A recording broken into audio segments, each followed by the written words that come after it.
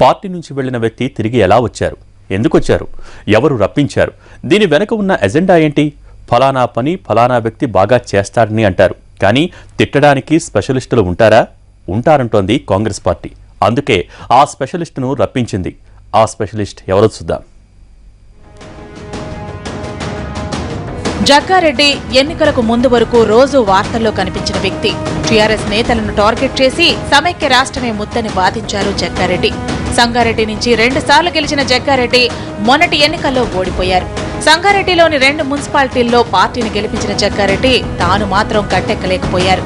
ఆ తర్వాత కొంతకాలం కాంగ్రెస్ కు దూరంగా ఉన్న ఆయన అనూహ్యంగా బీజేపీలో చేరి మెదక్ లోక్సభ ఉప ఎన్నికల్లో పోటీ చేసి ఓటమి పాలయ్యారు.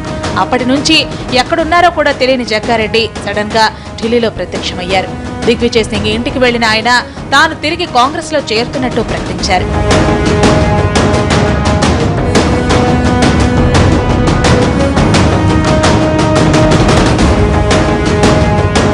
ఉప ఎన్నికలు ముగుస్తూనే జగ్గారెడ్డి తిరిగి కాంగ్రెస్ లోకి వస్తారని ప్రచారం జరిగింది.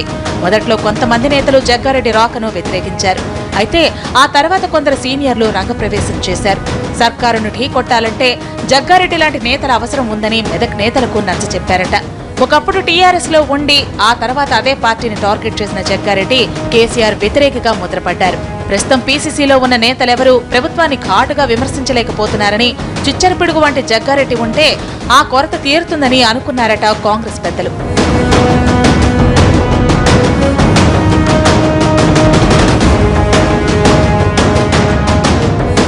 జగ్గారెడ్డి వెళ్లిపోయాక సంగారెడ్డిలో పార్టీకి దిక్కుముక్కు లేకుండా పోయిందట. స్వామి కార్యం స్వకార్యం అన్నట్టు సంగారెడ్డిలో నాయకత్వ సమస్య తీరడంతో పాటు ప్రభుత్వాన్ని కాస్త గట్టిగా తిట్టగలిగే నేత దొరికినట్టు అవుతుందనే వెల్కమ్ చెప్పేశారట. మెదక్కే చెందిన డిప్యూటీ మాజీ సీఎం దామోదర రాజనరసింహ కూడా అందుకు ఓకే చెప్పడంతో జగ్గారెడ్డి రీఎంట్రీ ఖరారైందని సమాచారం. ఢిల్లీ పెద్దలను కలిసి వచ్చిన జగ్గారెడ్డి ఈ నెల 17న భారీ ర్యాలీతో వచ్చి కాంగ్రెస్ కండువా కప్పుకోబోతున్నారు. మరి పార్టీ నేతలు పెట్టుకున్న ఆశలను జగ్గారెడ్డి ఎంతవరకు నెరవేరుస్తారో చూడాలి.